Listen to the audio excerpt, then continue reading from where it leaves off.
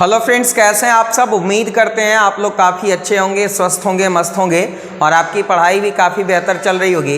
तो आइए आज आपका स्वागत करते हैं एक बहुत ही मज़ेदार वीडियो में, जिसके अंतर्गत हम लोग बात करने वाले हैं क्लास 12 के इंग्लिश सब्जेक्ट के एक बहुत ही इंपॉर्टेंट चैप्टर जिसका नाम है अ पिंच ऑफ स्नफ। और आज इस चैप्टर के जितने भी इंपॉर्टेंट एमसीक्यूज़ हैं हम लोग उसको हल करेंगे। तो एकदम वीडियो से चिपक करके रहिए और लाइक और शेयर जरूर कीजिए। तो पहले क्वेश्चन के साथ आज के इस सत्र की हम लोग शुरुआत करते हैं। हमारा जो पहला प्रश्न है वह है अ pinch of snuff is written by. ये बहुत ही इंपॉर्टेंट क्वेश्चन है बाबू, आप निश्चित रूप से इसे याद रखिएगा कि अ पिंच ऑफ स्नफ जो कि एक शॉर्ट स्टोरी है और इस शॉर्ट स्टोरी के राइटर का नाम बताना है। तो इस शॉर्ट स्टोरी के जो राइटर हैं वो रहते हैं कौन, तो मनोहर मालगांवकर। कौन रहते हैं बाबू, मनोहर मालगांवकर। यानी राइट आंसर क्या हो जाएगा, ऑप्शन नंबर सी हो जाएगा। बात हम लोग मनोहर मालगांवकर के बारे में कर लेते हैं। इनका जो जन्म है वह 1913 ईस्वी में और इनकी जो डेथ है वो 2010 ईस्वी में हुई है। तो इसको हम लोग याद रखेंगे। अब देखिए क्या है, ये जो है वह एंग्लो इंडियन पोएट रहते हैं। क्या रहते हैं बाबू, एंग्लो इंडियन पोएट रहते हैं। तो ये भी हम लोगों को याद रखना है। अ पिंच ऑफ स्नफ क्या है, शॉर्ट स्टोरी है। यहाँ से भी बहुत बार क्वेश्चन रहा है। तो इस प्रकार से इस प्रश्न का राइट आंसर ऑप्शन नंबर क्या हो जाएगा बाबू, सी हो जाएगा। अगले प्रश्न की तरफ चलते हैं। हमारा अगला क्वेश्चन है मनोहर मालगांवकर वाज बॉर्न इन। ईस्वी के पहले कौन सा प्रीपोजिशन लगता है बाबू, इन लगता है। और मनोहर मालगांवकर का जन्म जो है वह कब हुआ था, तो इनका जन्म जो है वह 1913 यानी 1913 में हुआ। कब हुआ बाबू, 1913 में हुआ। और इनकी जो डेथ है वो 2010 में हुई। तो हम लोगों को याद रखना है और ये बहुत ही इंपॉर्टेंट जो है वह पॉइंट है एग्जामिनेशन पॉइंट ऑफ व्यू से। अगले प्रश्न की तरफ चलते हैं। हमारा अगला क्वेश्चन कहता है डिस्टेंट ड्रम। देखिए ये वीवीआई क्वेश्चन है, आप एकदम याद रखेंगे। The princess abed in the Ganges, ये सब जो है वह किनके द्वारा लिखी गई है। देखिएगा distant drum, the princess, abed in the Ganges, ये सब जो है वह किनके द्वारा लिखी गई है। तो ये सब जो है वह मनोहर मालगांवकर जी की इंपॉर्टेंट वर्क्स है, इनकी महत्वपूर्ण रचना है। तो राइट आंसर यहाँ पे क्या हो जाएगा बाबू, ऑप्शन नंबर सी, मनोहर मालगांवकर। यानी ऑप्शन नंबर सी हमारा बिल्कुल सही जवाब है। बर्ट्रैंड रसेल ने कौन सी रचना लिखी है, तो बर्ट्रैंड रसेल ने लिखी है ideas that have help Mankind. Ideas that have helped Mankind, याद है ना बाबू आपको, एकदम। और आपको ये कमेंट करके बताना है कि इनको नोबेल प्राइज़ कब मिला। इनको नोबेल प्राइज़ कब मिला ये आप कमेंट करके बताएंगे। एचिवेट्स जो है वह कौन सा जो है वह चैप्टर लिखे हैं ये भी आपको कमेंट करके बताना है। और पर्ल एस बक जो लिखे हैं वो क्या लिखे हैं, इंडिया थ्रू ट्रैवलर्स आइज। और ये भी एक ऐसे है या ट्रैवलर्स है। और इनको जो है वह नोबेल प्राइज़ का मिला तो 1938 में। ये भी आप याद रखेंगे। तो इस प्रकार से ये बहुत ही इंपॉर्टेंट है, आप इसे निश्चित रूप से याद रखेंगे। चलते हम लोग अगले प्रश्न की तरफ। क्वेश्चन है dash is the main character of the story a pinch of snuff. देखिए यहाँ पे क्या है कि कोई भी स्टोरी का एक चीफ कैरेक्टर होता है, एक मेन कैरेक्टर होता है। तो अ पिंच ऑफ स्नफ का चीफ कैरेक्टर कौन है, तो अ पिंच ऑफ स्नफ चैप्टर का जो चीफ कैरेक्टर है वो है नानू काका। वो क्या है बाबू, नानू काका। ये बहुत ही इंपॉर्टेंट क्वेश्चन है एग्जामिनेशन पॉइंट ऑफ व्यू से कि नानू काका किस चैप्टर के चीफ कैरेक्टर हैं, तो अ पिंच ऑफ स्नफ चैप्टर के चीफ कैरेक्टर हैं। क्लियर है। बाकी सोहन लाल रतिराम ये चैप्टर का एक कैरेक्टर है लेकिन चीफ कैरेक्टर नहीं है। और मनोहर मालगांवकर जो है वह क्या है, ऑथर हैं, इस चैप्टर के लेखक हैं। क्लियर हैं। और ये क्या है, लेखक हैं, ऑथर हैं। अगले प्रश्न की तरफ चलते हैं। हमारा अगला क्वेश्चन कहता है अ pinch of snuff is a. ये बहुत ही इंपॉर्टेंट क्वेश्चन है, आप याद रखेंगे। पिंच ऑफ स्नफ क्या है, नॉवेल है, जी नहीं। पोएम है, जी नहीं। क्या है, शॉर्ट स्टोरी है। क्या है बाबू, शॉर्ट स्टोरी। यानी राइट आंसर क्या हो जाएगा, ऑप्शन नंबर सी कि पिंच ऑफ स्नफ जो है वह एक शॉर्ट स्टोरी है। चलते हैं अगले प्रश्न की तरफ। हमारा अगला क्वेश्चन क्या कहता है dash is a humorous story. Humorous का मतलब होता है हास्यास्पद, हास्यास्पद। हास्यास्पद का मतलब क्या होता है बाबू? जिसमें हंसी मजाक हो, जिसको पढ़ने के बाद पूरा मजा आए, ठीक है ना, ह्यूमर हो, जिसमें हास्य हो। तो कौन सी कहानी यहाँ पे जो है वह हास्य की है? वैसे द अर्थ भी एक स्टोरी है, द आर्टिस्ट भी एक स्टोरी है और अ पिंच ऑफ स्नफ भी एक स्टोरी है, लेकिन ह्यूमरस स्टोरी जो है वो आपका कौन है बाबू? तो ह्यूमरस स्टोरी आपका पिंच ऑफ स्नफ है। तो राइट आंसर यहाँ पे क्या हो जाएगा? ऑप्शन नंबर सी हो जाएगा। बहुत बार ये क्वेश्चन पूछ दिया जाता है कि ह्यूमरस शॉर्ट स्टोरी कौन है? तो humorous short story a pinch of snuff है। ये दोनों भी आपका क्या है? तो ये दोनों भी आपका शॉर्ट स्टोरी है। ये दोनों भी आपका क्या है बाबू? शॉर्ट स्टोरी है। इसको भी आप याद रखेंगे। चलते हम लोग अगले प्रश्न की तरफ। हमारा अगला क्वेश्चन कहता है Ratiram was the son of. Ratiram जो है वह किसके बेटे थे? देखिएगा, रतिराम वॉज द सन मतलब क्या होता है बाबू? बेटा। रतिराम किसके बेटा थे? तो रतिराम जो है वह सोहनलाल रतिराम के बेटे थे। किसके बेटे थे बाबू? सोहनलाल रतिराम के, जो कि पार्टी बॉस होते हैं दिल्ली में। दिल्ली में क्या होते हैं? Party boss. क्लियर है ना? तो यहाँ पर रतिराम जो है वह सोहनलाल रतिराम का क्या होता है? बेटा होता है। तो यहाँ पर ये सब क्वेश्चन बहुत ही ज़्यादा इंपॉर्टेंट है, आप इसको निश्चित रूप से याद रखेंगे। आप एक बार वीडियो को लाइक कर दीजिए, अपने दोस्तों के साथ शेयर कर दीजिए और यदि आप चैनल पर नए हैं तो चैनल को सब्सक्राइब करके बेल आइकन को ज़रूर दबा दीजिए। अगले प्रश्न की तरफ चलते हैं। क्वेश्चन है the second important person Nanu Kaka had plan to meet was. ये भी बहुत अच्छा क्वेश्चन है कि दूसरा महत्वपूर्ण व्यक्ति कौन था जिससे नानू काका ने मिलने का प्लान बनाया? तो दूसरा महत्वपूर्ण व्यक्ति कौन था जिससे मिलने का प्लान बनाया? तो वो था वेलफेयर मिनिस्टर। कौन था बाबू? Welfare minister. यानी राइट आंसर यहाँ पे क्या हो जाएगा? Option number C. यानी दूसरा महत्वपूर्ण व्यक्ति वेलफेयर मिनिस्टर था जिससे नानू काका ने मिलने का प्लान बनाया। पहला व्यक्ति कौन था बाबू? फर्स्ट पर्सन कौन था जिससे वो मिलने का प्लान बनाया था? तो वो पार्टी बॉस जिसका नाम था सोहनलाल रतिराम। क्या नाम था? सोहनलाल रतिराम। सोहनलाल रतिराम। चलते हम लोग अगले प्रश्न की तरफ। हमारा अगला क्वेश्चन क्या कहता है? ध्यान दीजिएगा। कहता है नानू काका रॉट अ चेक फॉर। नानू काका ने कितने का चेक लिखा? देखिएगा यहाँ पे कितने रुपीस का चेक लिखा। तो नानू काका ने 1000 रुपये का चेक लिखा था। 1000 रुपीज चेक, 1000 रुपये का चेक लिखा था। कितने का चेक लिखा था बाबू? 1000 रुपये का चेक लिखा था। और ये चेक किसको दे रहे थे? तो धोबी को दे रहे थे। वो चेक वो किसको दे रहे थे? धोबी को दे रहे थे, क्योंकि उनको जो है वह सिक्का ऑटो डीलर वाले को इम्प्रेस करना था। किसको इम्प्रेस करना था बाबू? सिक्का ऑटो डीलर वाले को क्या करना था? इम्प्रेस करना था। कहीं कहीं पूछ देता है कि नानू काका जो है वह कार देखने के लिए कहाँ गए थे? तो सिक्का ऑटो डीलर गए थे और उसी को इम्प्रेस करने के लिए सारा जो है वह कॉन्स्पिरेसी नानू काका करते हैं। तो राइट आंसर यहाँ पे क्या हो जाएगा? 1000 रुपीज़, यानी 1000 रुपये का चेक लिखते हैं और किसको देते हैं? तो धोबी को देते हैं।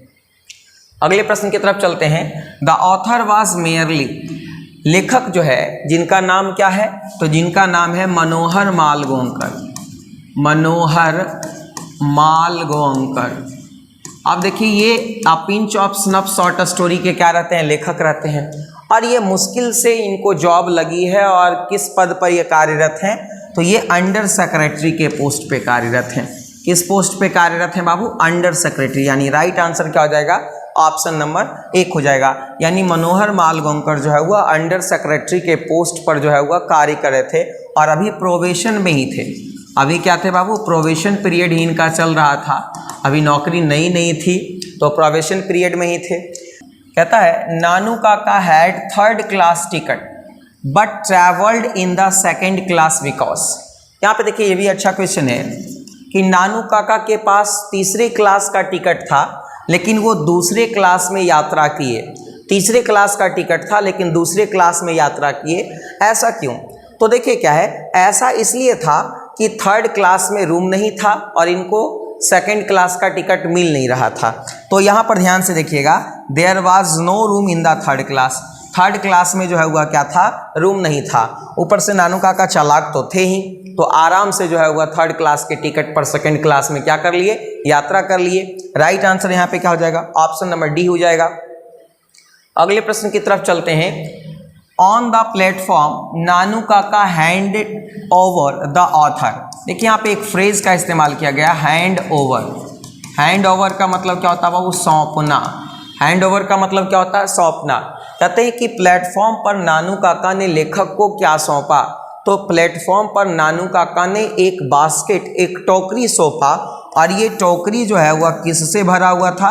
तो कीटेन से। यानी इस टोकरी में क्या था? कीटेन। कीटेन मतलब क्या होता है बाबू? बिल्ली का बच्चा। कीटेन मतलब क्या होता है? बिल्ली का बच्चा। यानी बिल्ली का बच्चा से भरा हुआ टोकरी नानू काका ने प्लेटफॉर्म पर लेखक को क्या किया? सौंप दिया। चलते हम लोग अगले प्रश्न की तरफ।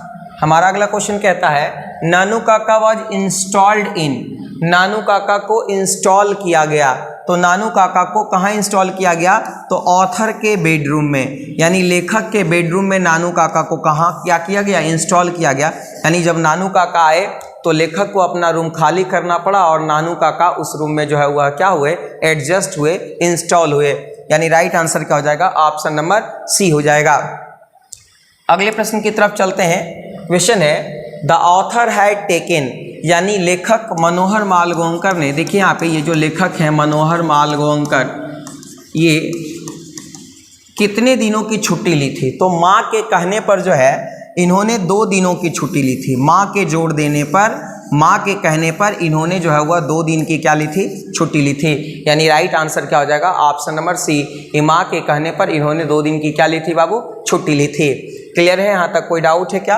ऑन मदर्स इंसिस्टेंस, माँ के जोड़ देने पर, माँ के कहने पर इन्होंने 2 दिन की क्या ली थी? छुट्टी ली थी। अगले प्रश्न की तरफ चलते हैं। नानू काका in a linguistic emergency always turn to. Linguistic emergency का मतलब क्या होता है? कि ऐसे समझ लीजिए कि जब कभी भी हम लोग खूब हिंदी झाड़ रहे होते हैं, अंग्रेजी झाड़ रहे होते हैं, लेकिन झगड़ा जब हम लोग करते हैं तो अपने मदर टंग में आ जाते हैं, तो मातृभाषा में करने लगते हैं। तो यहाँ पर देखिए क्या है कि नानू काका को जब लिंग्विस्टिक इमरजेंसी होती थी, जब कभी भी भाषा का इनको अभाव होने लगता था, शब्द की कमी होने लगती थी, तो वो अपने मदर टंग में बात करने लगते थे, अपनी मातृभाषा में आ जाते थे। तो राइट आंसर यहाँ पे क्या हो गया? ऑप्शन नंबर क्या होगा? सी। यानी इमरजेंसी, लैंग्विस्टिक इमरजेंसी में नानू काका जो है वो अपने मदर टंग में टर्न कर जाते थे, यानी मदर टंग का इस्तेमाल करना क्या कर देते थे? शुरू कर देते थे। अगले प्रश्न की तरफ चलते हैं। नानू काका thought that the secretary treated them coldly because they had not gone in. Nanu काका ने सोचा कि सेक्रेटरी ने उनको हल्के में लिया। ट्रीटेड कोल्डली का मतलब होता है हल्के में लिया, ज़्यादा भाव नहीं दिया, ज़्यादा तवज्जो नहीं दिया, क्योंकि वे लोग जो है वह नहीं गए थे। किस में नहीं गए थे? तो नानू काका को ऐसा लग रहा था कि हम बड़े कार में नहीं गए, हम छोटी कार में गए हैं, तो इसलिए सेक्रेटरी ने हमको हल्के में लिया। अगर बड़े कार में गए होते तो इस तरह का व्यवहार मेरे साथ नहीं होता। तो नानू काका को लग रहा है कि they had not gone in a bigger car, वे लोग जो है वह बड़े कार में नहीं गए हैं, और बड़े कार में नहीं जाने के कारण जो है वह क्या है कि उनको लाइटली ट्रीट किया गया, उनको हल्के में लिया गया। और नानू काका को चाहिए कैसा कार? तो नानू काका चाह रहे थे बिगर कार, यानी बड़ा कार चाहिए, और नानू काका के पास था कैसा? उनके भगना के पास तो स्मॉल कार था। आगे चलते हैं अगले प्रश्न की तरफ। क्वेश्चन है नानू काका वाज कमिंग टू दिल्ली। नानू काका जो है वह दिल्ली आ रहे थे। तो नानू काका दिल्ली क्यों आ रहे थे? ये बहुत इंपॉर्टेंट क्वेश्चन है बाबू, बहुत ज़्यादा महत्वपूर्ण क्वेश्चन है। तो नानू काका जो है वह दिल्ली आ रहे थे टू सी सम मिनिस्टर, कुछ मंत्री से उनको मिलना था। अब काम क्या था वो तो नानू काका ही जाने, लेकिन यहाँ पे जो स्टोरी में बताया गया है कि उनको कुछ मंत्रियों से मिलना था, और मंत्रियों से मिलने के लिए ही वो दिल्ली आ रहे थे। क्लियर है? राइट आंसर क्या हो जाएगा? ऑप्शन नंबर बी हो जाएगा। अगले प्रश्न की तरफ चलते हैं। नानू काका वाज ऑथर्स। नानू काका लेखक के थे। तो नानू काका जो है वह लेखक के मामा थे, यानी मैटरनल अंकल थे। क्या थे बाबू? लेखक के मामा थे, मैटरनल अंकल थे, यानी मदर्स ब्रदर। मदर्स ब्रदर का मतलब होता है माँ के भाई थे, यानी माँ के भाई मतलब मामा थे। तो लेखक के क्या थे? मैटरनल अंकल यानी मामा। अब देखिए यहाँ से क्वेश्चन को उल्टा भी पूछा जा सकता है। लेखक जो है वह कौन थे नानू काका के? तो नानू काका के, देखिएगा यहाँ पे ध्यान से, नानू काका के नेफ्यू थे। कौन? राइटर। नानू काका के नेफ्यू लग जाएंगे, और राइटर के ये क्या लग जाएंगे? तो राइटर के लग जाएंगे मैटरनल अंकल। इस तरह से क्वेश्चन में कोई डाउट नहीं रह गया ना? ठीक है, चलते हैं अगले प्रश्न की तरफ। क्वेश्चन क्या कहता है हमारा? The author has a complex about. देखिए यहाँ पे क्या है, कि लेखक को, चूंकि वो अंडर सेक्रेटरी थे, तो लेखक को मंत्री जी की सारी चीज़ों के बारे में जानकारी थी कि मंत्री जी से मिलना कितना टेढ़ी काम है, मंत्री जी कितने कॉम्प्लेक्स होते हैं, उनसे मिलना आसान काम नहीं होता है। तो the author has a complex about, लेखक को जो है वह क्या था कि मंत्रियों के बारे में, मिनिस्टर्स के बारे में पूरी समझ थी, अच्छे से समझ थी, और वो जानते थे कि मंत्री से मिलना इतना आसान काम नहीं है। तो राइट आंसर यहाँ पे ऑप्शन नंबर डी हो जाएगा। The author has a complex about ministers, यानी लेखक को मिनिस्टर्स के बारे में पूरी समझ थी, उसकी सारी समस्याओं के बारे में जानकारी थी। अगला प्रश्न हमारा कहता है नानू काका ट्रैवल्ड इन, नानू काका जो है वो यात्रा किए। तो नानू काका जो है वह सेकंड क्लास में यात्रा किए। किस में यात्रा किए बाबू? सेकंड क्लास में यात्रा किया, और उनके पास टिकट कब का था? थर्ड क्लास का। टिकट थर्ड क्लास का था और यात्रा उसने किस में किया? सेकंड क्लास में किया। और ये एकदम जो है वह सिल्क की पगड़ी बांध करके, ब्लैक कोट पहन करके, ब्लैक कोट, सिल्क की रेड पगड़ी, सिल्क की रेड पगड़ी पहन करके एकदम जो है वह स्ट्राइकिंग पर्सनालिटी नानू काका पहुंचे थे दिल्ली। राइट आंसर यहाँ पे ऑप्शन नंबर क्या हो जाएगा? बी हो जाएगा। अगले प्रश्न की तरफ चलते हैं। क्वेश्चन है there is nothing like honesty what said by. देखिए एक स्टेटमेंट है यहाँ पे कि there is nothing like honesty, ईमानदारी के जैसा कुछ नहीं है, या कोई भी चीज़ ईमानदारी के जैसा नहीं है। तो ये बातें नानू काका कह रहे हैं। कौन कह रहे हैं बाबू? नानू काका कह रहे हैं। कब कह रहे हैं? याद कीजिए, जब धोबी जो है वह चेक लेकर के और कोट लेकर के सिक्का ऑटो डीलर में बैठे हुए नानू काका के पास पहुंचते हैं, तो वहीं पर ये कहते हैं कि ईमानदारी के जैसा कुछ नहीं है, और उसको रिवार्ड देते हैं और उसके पीठ को क्या करते हैं? थपथपाते हैं। आगे चलते हैं अगले प्रश्न की तरफ। Nanu Kaka portrayed himself as the hereditary astrologer of the Maharaja of. देखिए यहाँ पे बहुत अच्छा क्वेश्चन है कि नानू काका खुद को किस रूप में प्रस्तुत करते हैं, किस रूप में दिखाने की कोशिश करते हैं। नानू काका खुद को ऐसे प्रस्तुत करते हैं जैसे कि वो जो है निन्नौर महाराज के जो है वह खानदानी एस्ट्रोलॉजर हों। तो यहाँ पे राइट आंसर क्या हो जाएगा? ऑप्शन नंबर सी, यानी निन्नौर। यानी नानू काका खुद को ऐसे दिखाते हैं जैसे निन्नौर महाराज के जो है दरबार में रहने वाले ये खानदानी एस्ट्रोलॉजर हैं। ऑप्शन सी हमारा क्या हो जाएगा? बिल्कुल सही जवाब होगा। अगले प्रश्न की तरफ चलते हैं। क्वेश्चन है नानू काका handed over a cheque of 1000 rupees to a. Nanu काका ने 1000 रुपये का चेक सौंपा। तो नानू काका ने 1000 रुपये का चेक किसको सौंपा बाबू? तो धोबी को सौंपा। किसको सौंपा? धोबी को। तो राइट आंसर यहाँ पे क्या हो जाएगा? ऑप्शन नंबर बी हो जाएगा कि 1000 रुपये का चेक नानू काका ने जो है वह धोबी को सौंपा। अगला सवाल हमारा है नानू काका has a unique quality of telling. देखिए नानू काका बड़े ही जो है वह चतुर आदमी होते हैं, और ये अपने विट का प्रयोग करके, बड़े ही एडवेंचरस लोग होते हैं, अपने विट का प्रयोग करके, अपने बुद्धि का प्रयोग करके कोई भी काम को बड़े चतुराई से कर लेते हैं। तो आजकल के ज़माने में चतुर वही है जो जितना बारीकी से झूठ बोले, जितना सफाई से झूठ बोले। तो नानू काका has a unique quality of telling lies. Nanu काका के पास झूठ बोलने की एक क्या थी? यूनिक क्वालिटी थी। बड़ी सफाई से और बड़े सलीके से झूठ बोलते थे। राइट आंसर यहाँ पे क्या हो जाएगा? ऑप्शन नंबर सी हो जाएगा। अगले प्रश्न की तरफ चलते हैं। क्वेश्चन है dash inform the under secretary about Nanu काकाज विजिट। अंडर सेक्रेटरी कौन रहते हैं? तो ऑथर, लेखक रहते हैं अंडर सेक्रेटरी। और लेखक कौन है? मनोहर माल गोंकर। और मनोहर माल गोंकर को किसने ये सूचना दी कि नानू काका आ रहे हैं? तो जाहिर सी बात है क्या कि महिलाओं को अपने मायके के लोगों के प्रति थोड़ा ज़्यादा लॉयल्टी रहता है, ज़्यादा निष्ठा रहता है। तो लेखक की माँ ने ही उनको इन्फॉर्म किया कि नानू काका आ रहे हैं, यानी मदर, यानी माँ ने, लेखक की माँ ने जो है वह नानू काका को ये इन्फॉर्म किया, ये बताया कि नानू काका दिल्ली आ रहे हैं। और क्यों आ रहे हैं? सी सम मिनिस्टर, कुछ मंत्रियों से मिलने के लिए। राइट आंसर यहाँ पे ऑप्शन नंबर क्या हो जाएगा? बी हो जाएगा। अगले प्रश्न की तरफ चलते हैं। The speaker put on his white. Put on का मतलब क्या होता है बाबू? पहनना। याद रखिएगा, पुट ऑन बहुत फेमस है और इससे बहुत बार क्वेश्चन पूछा गया है। तो क्या है? The speaker put on his white Jodhpuri coat and dash turban. Turban का मतलब क्या होता है? पगड़ी। टर्बन का मतलब क्या होता है? पगड़ी। नानू काका ने जो है वह उजले जोधपुरी कोट और ऑरेंज कलर की जो है वह पगड़ी पहनी थी। किस रंग की पगड़ी पहनी थी? ऑरेंज कलर की। देखिएगा यहाँ पे ध्यान से, द स्पीकर पुट ऑन, माफ करें यहाँ पे स्पीकर की बात करें। स्पीकर मतलब होते हैं लेखक। लेखक जो है वह किस रंग की पगड़ी पहने थे बाबू? तो लेखक जो है वह व्हाइट जोधपुरी कोट और ऑरेंज कलर की टर्बन पहने थे। राइट आंसर यहाँ पे क्या हो जाएगा? ऑप्शन नंबर 1 हो जाएगा। अगले प्रश्न की तरफ चलते हैं। क्वेश्चन है Bombay beware is written by. ये बहुत ही इंपॉर्टेंट रचना है, आप निश्चित रूप से इसे याद रखिएगा कि बॉम्बे बिवेयर किनके द्वारा लिखी गई है। तो बॉम्बे बिवेयर जो है वह मनोहर मालगोंकर की एक रचना है।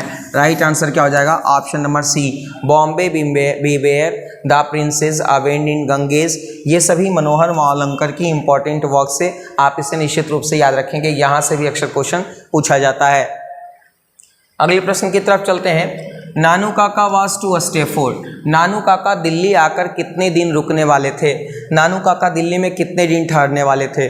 तो ऐसा कहा गया इस स्टोरी में कि नानू काका मुश्किल से 2 या 3 दिन रुकने वाले थे। राइट आंसर यहाँ पे क्या हो जाएगा? ऑप्शन नंबर सी, नानू काका जो है वह दिल्ली में 2 या 3 दिन रुकने वाले थे। राइट आंसर ऑप्शन नंबर क्या हो जाएगा? सी हो जाएगा। अगले प्रश्न की तरफ चलते हैं। क्वेश्चन है the word legitimate stand for. Legitimate का मतलब होता है कानूनी। लेजिटिमेट का मतलब क्या होता है बाबू? कानूनी, जिसको हम लोग बोल सकते हैं अकॉर्डिंग टू लॉ।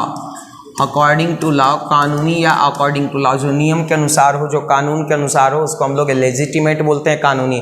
अब इसका जो देखिए यहाँ पे जो सूटेबल सिनोनिम होगा वो क्या होगा? वो होगा आपका लॉफुल या कानूनी। राइट आंसर क्या हो जाएगा? ऑप्शन नंबर 1 हो जाएगा, लॉफुल या कानूनी। क्लियर है? कोई डाउट है, कोई संदेह है? नहीं। आगे चलते हैं अगले प्रश्न की तरफ। हमारा क्वेश्चन है the word chirpy stand for. Chirpy का मतलब क्या होता है बाबू? खुश, प्रसन्न, चहकना, फुदकना। तो यहाँ पे देखिए क्या है, इसका जो राइट आंसर हो जाएगा, राइट सिनोनिम हो जाएगा, वो क्या हो जाएगा? हैप्पी। हैप्पी का मतलब भी होता है चहकना, फुदकना, ठीक है ना? बिल्कुल ऑप्शन डी हमारा क्या है? करेक्ट सिनोनिम है इसका, चर्पी का। तो दोस्तों उम्मीद करते हैं कि आज का ये वीडियो आपको काफ़ी अच्छा लगा होगा, तो आप वीडियो को लाइक कर दीजिए, अपने दोस्तों के साथ शेयर कर दीजिए, और यदि आप चैनल पे नए हैं तो चैनल को सब्सक्राइब करके बेल आइकन को जरूर दबा दीजिए ताकि लेटेस्ट नोटिफिकेशन आप तक सबसे पहले पहुंचे। आज के लिए इतना ही, बहुत बहुत धन्यवाद आपका।